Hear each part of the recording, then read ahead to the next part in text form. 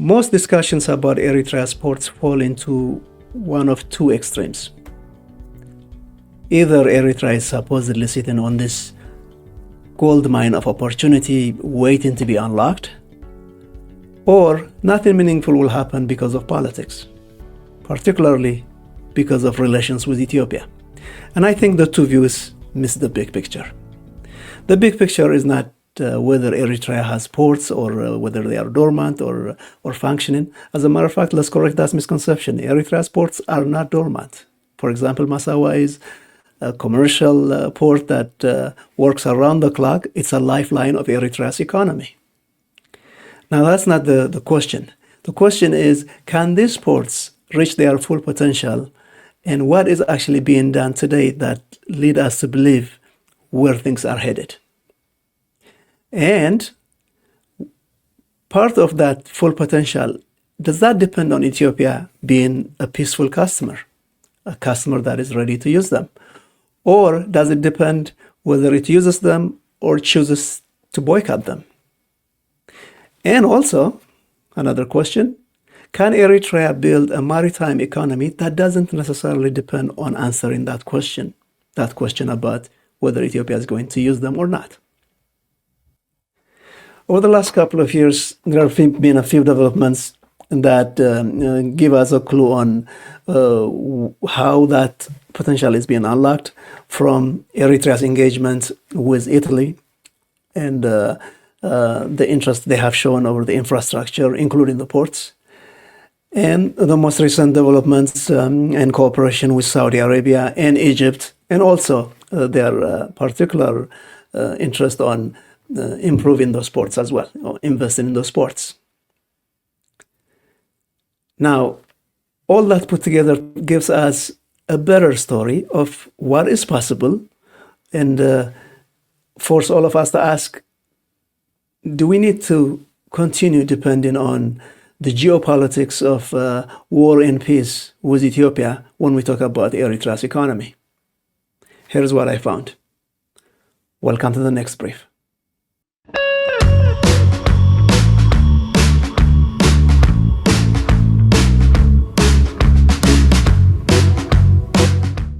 Let's start with this. Nowadays, every once in a while, we hear this alarmist-sounding headlines like this. This one is from yesterday. Iran threatens to close the Bab el-Mandeb Strait once again. And these are usually followed by, tit-for-tat geopolitical tensions where naval forces patrolling the Red Sea waters, launching intercepts, rising insurance premiums, and this dramatic declarations that global shipping is now abandoning this route and rerouting things to go around the Cape of Good Hope, which is around Africa. Of course, the threats are real and they are not to be ignored, and the consequences are big. Just like we have seen it with the closure of the Strait of Hormuz. When the Bab el-Mandeb got affected, even before the closure of the Strait of Hormuz, we've seen that in terms of commodity prices, global energy, security situation, what have you. That's not what I'm saying. What I'm saying is, just like at some point we expect the Strait of Hormuz to go back to normalcy, so will the Bab el-Mandeb, even if it's affected by the most recent headlines. Whenever there is a media panic or actually an actual attack on commercial ships, as we have seen that starting from late 2023 until now, traffic has indeed shifted toward, by way of Cape of Good Hope. But no one thinks that this is sustainable. At some point, things will go back to normal.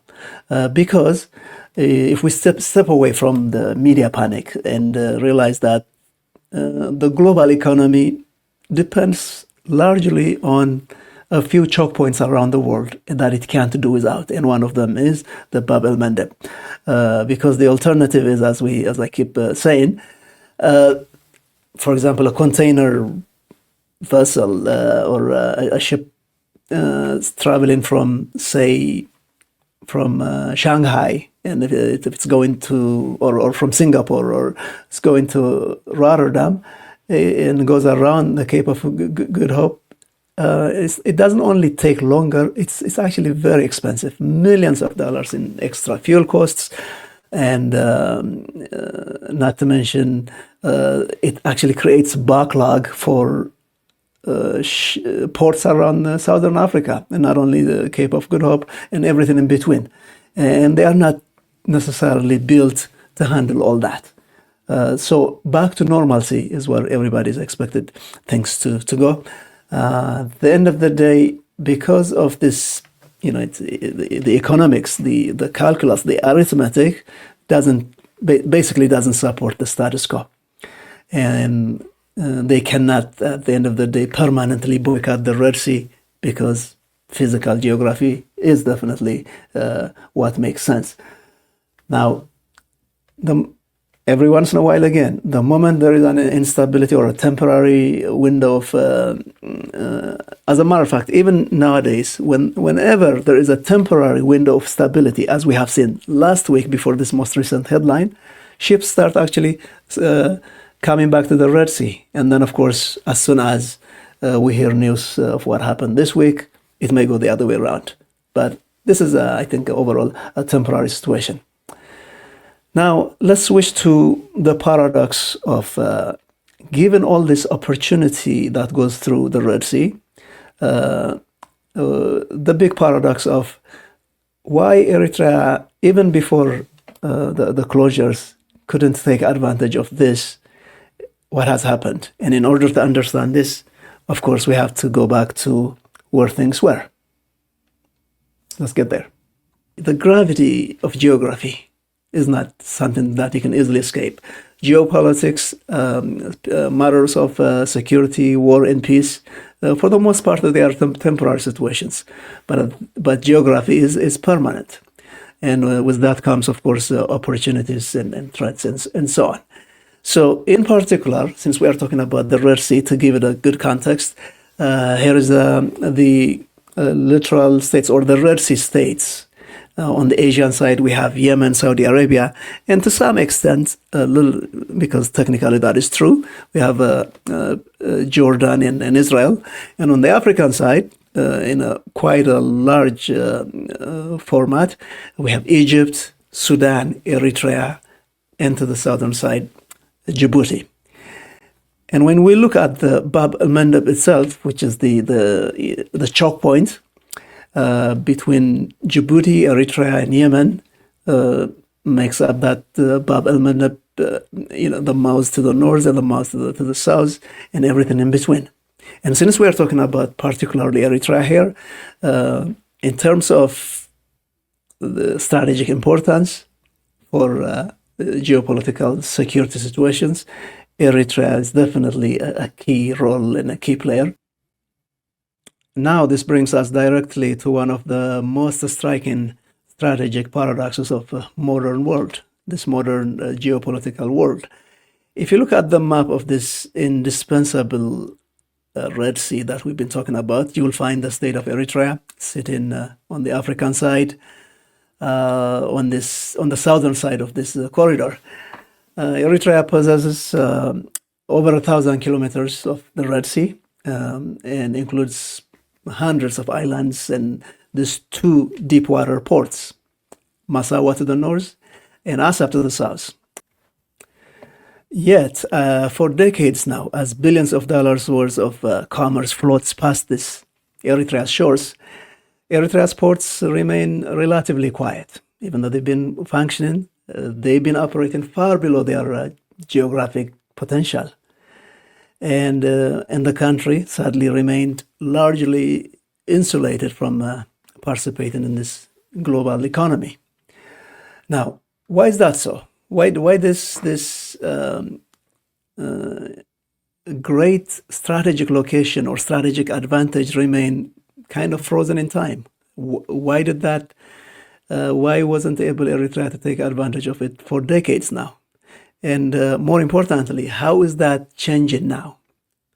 The sequence of chain of events that I mentioned that are happening in the last few years, what is actually happening? What is changing?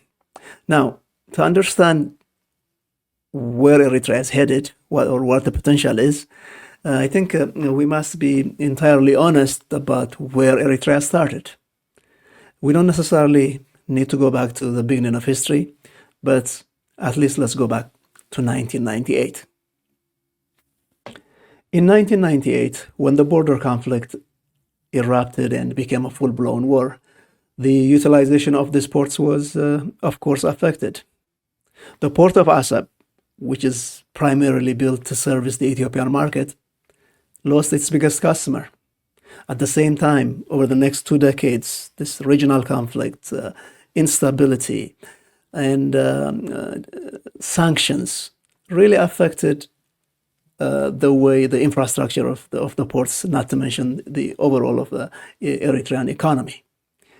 While at the same time, the neighboring Djibouti, which all the business shifted from Assab to Djibouti, and also at the same time, billions of foreign capital flowed into Djibouti and their infrastructure was upgraded, while Eritrea's ports, Port of Assab and Port of Massawa, infrastructure-wise, they fell behind. That is the reality. That's where things started. But at the same time, what is happening today and where things are headed is actually the topic of today's video. And for more details or to help with that, let's take a look at this. We don't have to rely on technical specifications alone to understand this. To see what this operational reality actually looks like on the ground, I traveled to the Port of Massawa in 2025 with a team of colleagues. In Massawa, when it comes to the status of Eritrea's ports, I expected the conversation to be about history, geography, the potential for the future, and lost opportunities. Instead, it was about modernization, the things that are being done today. I had the privilege of receiving a detailed briefing from Mr. Dawit Mangustab, the General Manager of the Masawa and Assab Ports Authority. Rather than offering us a public relations presentation, he walked us through the practical work already underway to prepare Eritrea's ports for the future. He explained that the port had recently upgraded its digital inventory management system for tracking containers, which is a significant step toward improving efficiency and transparency. As we toured the rest of the facilities, we also saw areas already being cleared as part of a broader capacity expansion effort. But for me, what stood out most was the long-term vision. Our discussion wasn't limited to Masawa alone. He outlined how both Masawa and Assab fit into the Port Authority's strategy for the next decade, with modernization, expanded capacity, and new commercial opportunities forming the foundation of that vision.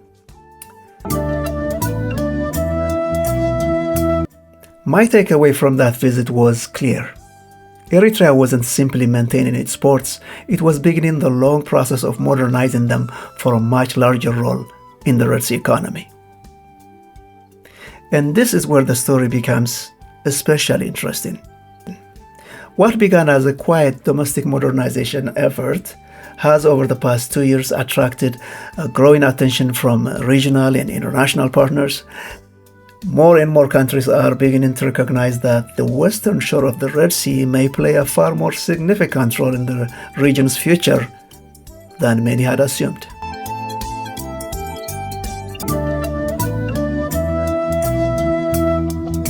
The first major move came actually from Italy. In June 2024, a delegation led by Mr. Adolfo Urso, the Italian Minister of Enterprise and Made in Italy. He was appointed by Meloni as part of the bigger the Mate plan for Africa. And he met with President Isaias and 10 ministers of the Eritrean government, as it says here. And what he brought with him, the technical experts and government and non-government executives, including experts of agriculture, road building, and in this case, port expansion, ship repair, road systems, and so on, including Fincantieri, which specializes, is one of the world's biggest shipyards and shipbuilding and ship repairing, ship maintaining companies. Enel, historically the ones that built the Eritrean railroad years ago, Ferrovia dello Sotto. He brought them to Asmara, and also the delegation, as you can see in this picture, made it to Massawa. Right here, they are being briefed by the general manager, Mr. Dawit Magstab, and accompanied by Eritrea's Minister of Foreign Affairs and other delegations. So this is high level, as high as it gets interest. And followed that, there were many back and forths between Italy and Eritrean leaders back and forth. So it doesn't mean this is finalized and a done deal, but this is one of the major moves that we have seen in the last 2 years in terms of port expansion and building internal capacity. And I have to assume part of their conversation would be, well, in order for them to actually do something in terms of attracting investment and starting work there. Obviously, there will be groundwork to be done by Eritrea, in Eritrea, to be able to do that. Those are not the official positions, but those are the kind of indicators that we can't miss of what happened in the last couple of years as part of this big picture of Eritrea building its own capacity, and after decades of this infrastructure falling behind, what the possibilities are and who is actually interested. So again, everybody's not doing this for charity, for Italy, for Rome. It's a concrete step, part of their Maritime plan for Africa, and it's not only about Eritrea, by the way. Their plan includes many initiatives that they are doing all over Africa.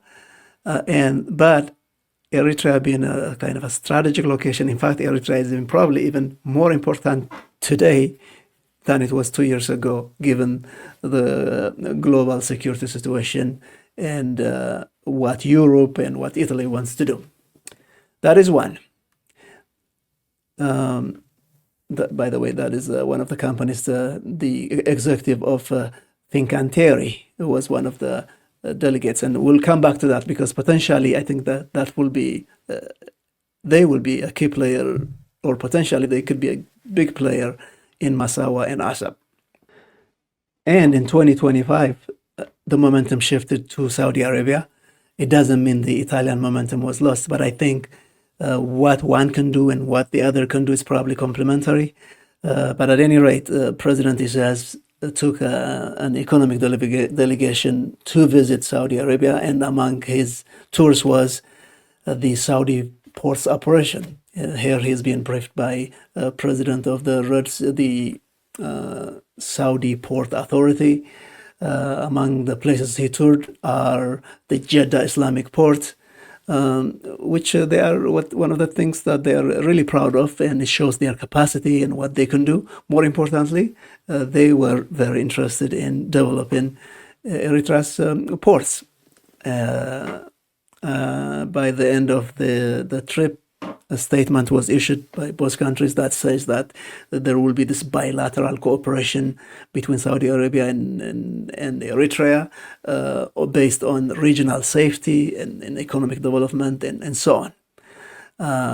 And this definitely makes sense for Saudi Arabia because of the Mohammed bin Salman's, the Crown Prince Vision 2030, which includes a lot of economic activities and making based on the Red Sea for that matter.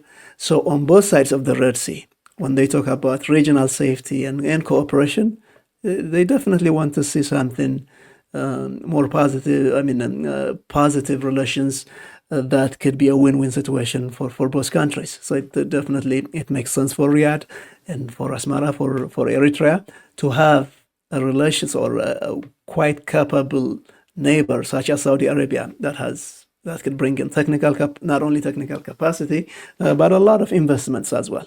And speaking of geography, speaking of being strategically located, one of the advantages, one of the great things for Eritrea is the fact that right across the Red Sea, we have giants like Saudi Arabia. Let's move on. And as part of this chain of events, in January 2026, I think there was a major milestone that was achieved. Eritrea implemented the upgrade of its software system for port services management and conducted training and so on. This is particularly important because it's known as, I think you pronounce it Asikuda or Asikuda. Asikuda World is some automated system for customs data. It's a global system that I think everybody who's in that industry is probably more familiar with. Training was also conducted as part of that, as Eritrea launches its landmark digital customs system and modernizing trade, as it is announced here by the UNDP, the United Nations Development Program. It is, as they stated here, this marks a leap forward for Eritrea in modernizing its customizable program. And we don't want to go too much into the weeds, but that means, first of all, it's a real upgrade.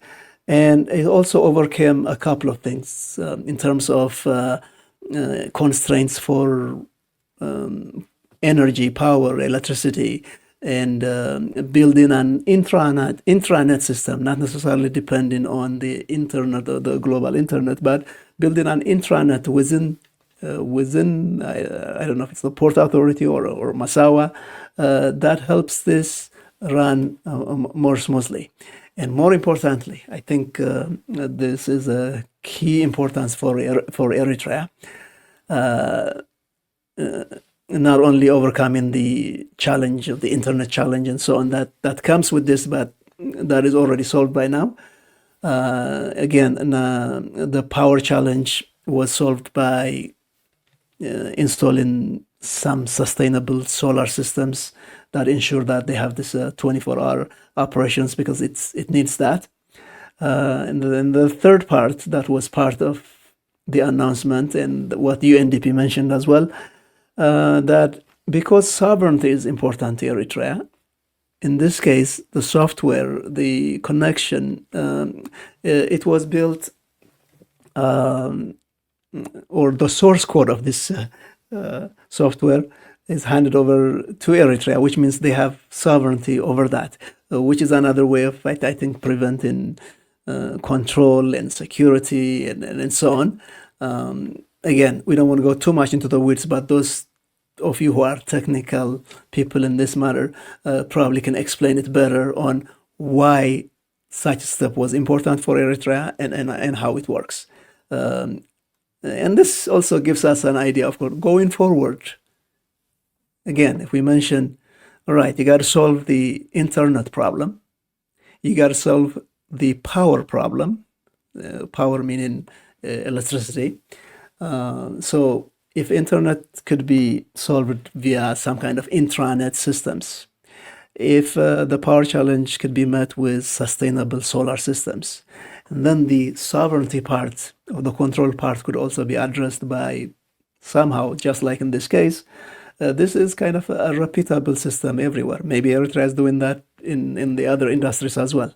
But glad to hear that. So that being done in January, and then later on in the year, again, it's all about how does the country take advantage of this traffic that flows by it that it wasn't be able to take advantage of. Or given the geopolitical situations nowadays, with a lot of countries being interested, how can we bring all of them to make it part of the solution? So, moving on, with its digital maritime system upgraded, Eritrea was ready, well positioned for the next level. So this year, in May and June. We have seen the delegations going from Asmara to Cairo and back and forth, and a landmark agreement was signed. This landmark maritime transport agreement was signed by the transport ministers of both countries, Eritrea's Minister of Transport and Communication and Egypt's Minister of Transport.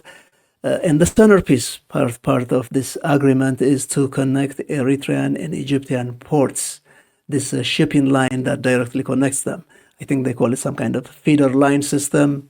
We'll leave that details to the rest of you. But more importantly, Egypt is more involved and more committed to not only on the port building side, but also on the railway side to share its expertise. Hopefully, that will be coupled by investments from Egypt and also Saudi Arabia and Italy, which could all come together. So once again, if we are talking about Egypt and Eritrea, it's a couple of on one side there's the security part, and the other side is the economic part. And a few weeks later, I think it was in June 8, 2026, President Isaias traveled to Cairo to meet with Egyptian President Abdel Fattah al-Sisi. And once again, and they've been doing it for many years now, repeating, I think, but they made it very clear that when it comes to the Red Sea security, they both share the same doctrine, which is the Red Sea is an exclusive responsibility of the countries that actually border it, what they call this exclusive littoral state responsibility. And the same doctrine is shared by Saudi Arabia, by Sudan, for that matter, by everyone who borders the Red Sea. And I think that sends a clear message to Ethiopia once and for all. Now, the development, the key part of our presentation today is the development of Eritrea's Red Sea ports. But it is clear that the reason they fell behind, the reason of what happened over the last decade is geopolitical. So geopolitical includes geoeconomics and it includes geopolitics. And I think, as you can see so far, there was a convergence of events that led to the problems, and we are witnessing a convergence of key events that indicate that Eritrea is actually coming out of that. So what does this mean? And then at the end of the day, what people keep asking, and I think fair to ask, is when all is said and done, will Ethiopia use Eritrean ports? Or the investments or the key factor, does it depend on whether Ethiopia is going to use them or not? And in the next few minutes, what I will try to show is Ethiopia is part of the solution, but it's not the only solution.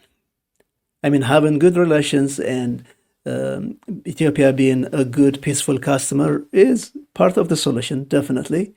But that's not the only solution. In fact, at the end of the day, given Eritrea's assets and its partnership and its location and the way geopolitics is shaping, Ethiopia is a small part of that solution, not a key factor.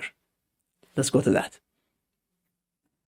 Now that we have seen this sequence of a chain of events, we must ask practically, so what is there to be done? Obviously, Eritrea is not going to be Singapore or Dubai, or the ports are not going to turn into that overnight. But realistically, there's a lot to be done. And once again, regional trade is part of one solution, which is to let landlocked countries like Ethiopia and also other inland Africa countries to use the ports as part of this regional trade. That is just one. But what other things can be done so that the entire thing doesn't depend on that? So let's mention a few. Let's start with the first one. Let's just call it basic logistics. By upgraded human capacity and the what we mentioned earlier, the AC CUDA world software upgrade, backed by this agreement with Egypt, where Eritrean and Egyptian shipping lines are now connected. That essentially means Eritrea becomes part of this global supply chain with the experts of Egypt and of course by extension other countries as well.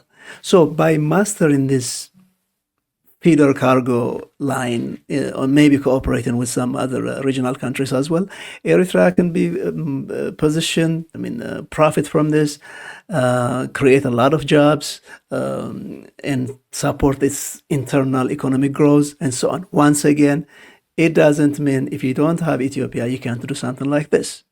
And as a matter of fact, in this case, this is something at least based on the agreement that we saw, something that's probably being implemented now. Let's move on to the next one of the possibilities. And next, this probably requires, again, the investments in infrastructure upgrades from Italy and Saudi Arabia or Egypt, or a combination of. But again, something that over the years could have been developed, but maybe it's time now to do that. With thousands of transit ships passing right beside Assab and Massawa on a daily basis.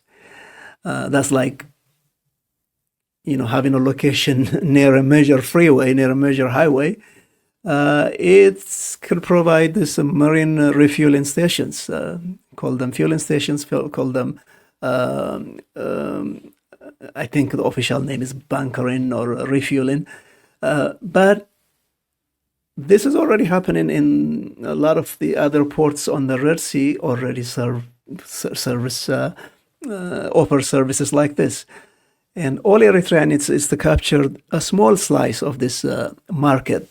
Obviously, that means importing oil, storing it, managing large volume of inventory, and I'm sure it includes a lot of compliance and safety.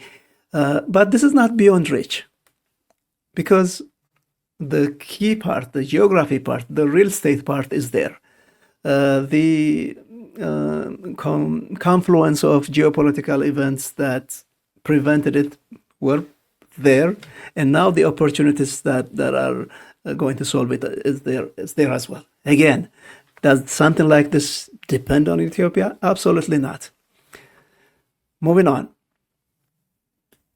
Again, one that requires probably a major infrastructure, but not beyond reach.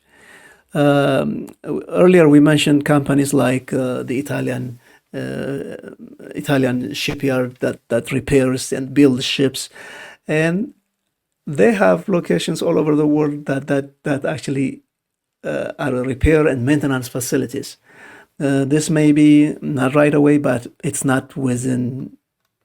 Probably takes 5-7 years to implement. But companies like Fincantieri, this is what they do, and hopefully there will be enough geopolitical stability and investment and goodwill that will make something like this doable. And definitely Eritrea is well positioned as part of it has deep water ports, there is historic experience, and as part of its coming out of this 2 decades of basically frozen in time, I don't think it will be unrealistic to expect Eritrea to be able to implement something like this in the near future. Something that takes longer than, in my estimate, than the ones we mentioned about fueling, about creating better logistics, about creating fueling stations and so on. Is this industrial zone, and Eritrea has been talking about this for many years, unfortunately for decades. But this will be the time to start those kind of ideas, because at the end of the day, it's regional trade, which is AKA what we would normally say, what Assab was designed to do based on service in the Ethiopian market. Something like this means that, again, this could be in cooperation, hopefully, with also in cooperation with Ethiopia one day, but definitely with the other countries as well. And instead of Eritrea, for example, exporting its potash or gold or silver or copper, it could you could have this value-added industrial zones that would do that, and that would create better revenue for the country and attract jobs and so on. So even a small country like Eritrea, and that's what we have seen with the Gulf states and other successful countries as well. But this is not beyond reach. Again, what do they all have in common? It's not about if Ethiopia doesn't want it, we can't have it. Or if they boycott us, then we are left with no customers. There's a lot of things that could be done. Again, I'm not delving into too deep onto this, and I know I'm touching it at the superficial level, but hopefully we can start creating conversations around this as well. Now, as we wrap up, part of the hopeful future is definitely having good relations with Ethiopia and letting Ethiopia once again become a key customer for this, just like Ethiopia is to Djibouti. And in the normal situations, Ethiopia could be using the port of Djibouti and at the same time port of Assab. There will be many options to choose from. And as the Ethiopian economy grows, as they keep telling us, this will be a win-win situation. This should have been as easy as that. Unfortunately, a lot of other geopolitical conspiracies come into play, and the people, unfortunately, the people of both countries were worse off because of that. But part of that hopeful future should definitely be regional trade is not something that you dismiss just because you have other options. Again, it should not be the country, Eritrea should not be held hostage because if you can't do this, you can't do anything. That should not be where we should be. But as part of all the services we mentioned, part of what the Port of Massawa and Port of Assab could definitely do is partner with Ethiopia and become a port of service for Ethiopia as well. So that is not to dismiss that. Now, finally, let's talk about, okay, if that is all based on, if all things go well, what is the sober forecast? What is, without exaggerating, what needs to be done? Because, again, we started with, there are two extremes always. One is Eritrea has this great strategic potential and it's waiting to be unlocked one day. On the other side, if you don't solve the political problem with Ethiopia, nothing gets done. Again, if we are dismissing those as not the only options, but there are actually pragmatic, practical, doable alternatives for Eritrea, based on that, what is the sober forecast? Of course, Eritrea is endowed with this strategic vocation, and that's non-negotiable. And geography is there. It was there before. It is here, and it will be there forever. But unfortunately, global trade doesn't work only on geography. It requires infrastructure and investment. So, if we keep that momentum that we have seen, I think you can call it a momentum, but it's a slow momentum in 2024, 2025, 2026 that we have seen. If this keeps going, and again, Italy, Saudi Arabia, Egypt, maybe other countries will be part of that solution as well. The bottom line is the potential is no longer theoretical. It's actually coming. It's actually happening. Again, geography for Eritrea is an asset. It's a static asset. But having a perfect location is only half the battle or half the solution. The bottleneck at the end of the day for Eritrea is to look internally to improve its systems.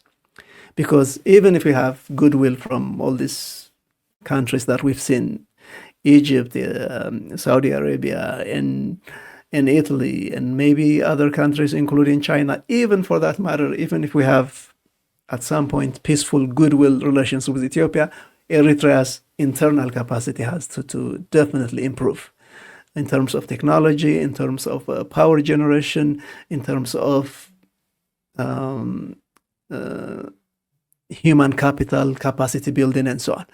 And the great thing is, and I have seen this firsthand, and there is definitely the interest, the expertise, the energy behind this, and I have seen it from members of the national service appointed in various levels of port services, and have heard them talk about what their vision is as well, and the elder generation and what they think they have built infrastructure wise in order for Eritrea to take it to the next level is all there. But once again, if we want to move beyond the superficial headlines that we always hear about Eritrea and what it cannot do, hopefully today, with this video, gave you a little idea about what the trajectory is most likely to look like.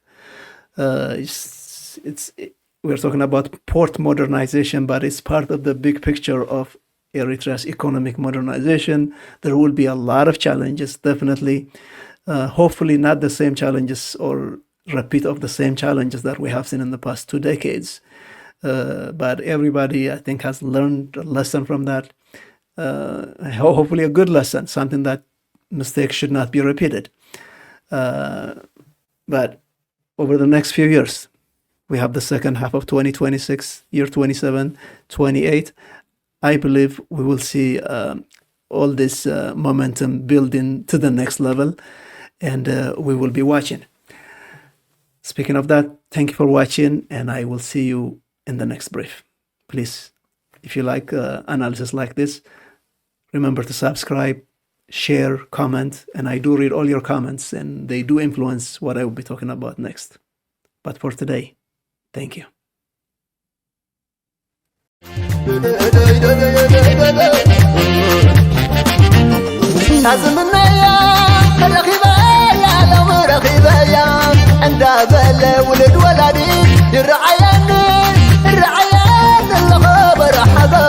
اسكت الشمع كبد عدي عدي رأي خلاني أنس رأي خلاني الرأي خلاني صباح طيك تخوني